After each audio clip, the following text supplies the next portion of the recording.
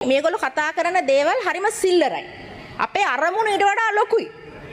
අපිට අවශ්‍ය ප්‍රමිතිගත මහජන අභිලාෂය වෙනුවෙන් කැපවෙච්ච විශ්‍රාම වටුපක් බලාගෙන නෙවෙයි මහජනතාව වෙනුවෙන් සේවය කිරීමට කැප වෙලා ඉන්න මහජන සේවකයෙක් මහජන නියෝජිතයෙක් ගොඩනැගීම තමයි මේ පනත ඉදිරිපත් කිරීමේ අරමුණ.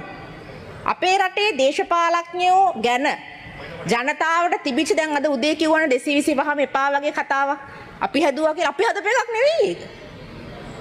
හරි ලේසියෙම හිතා ගන්න හිත හැදෙන්නේ. 225ම එපා කියන අදහස හැදුවේ ඔබතුමන්ලා. ඔබතුමන්ලගේ ආණ්ඩුව හැදුවේ.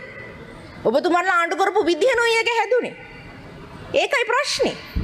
රට බංකොලොත් වෙනකන් අපේ රටේ ජනතාව පාරට වැටෙනකන් පෝලිම් වල හිට ගන්නකන් රට පාලනය කරපු විදිහ හින්දා තමයි 225 එපා කියලා මිනිස්සු පාරට බැස්සේ. ඒක ඕගොල්ලෝ හැදුවේ අපි හැදුවේ නෑ. ඒක අපේ කරුණට දැන් ලෑස්ති වෙන්න එපා. හරි? ඉතින් එහෙම දේශපාලනය කරපු දේශපාලකයන් එපා කියලා මිනිස්සු කිව්වේ.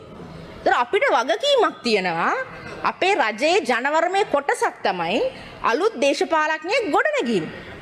ජනතාවට වග වෙන, ජනතාව සමග සිටින මේ වරප්‍රසාද හැල්ලු වෙනවලු මේ මහජන නියෝජිතයෝ දැන් හැල්ලු වෙලාලු.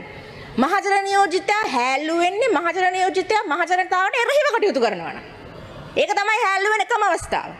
ඒකින්ද ඔබතුමාලට ඡන්ද නැත්තේ.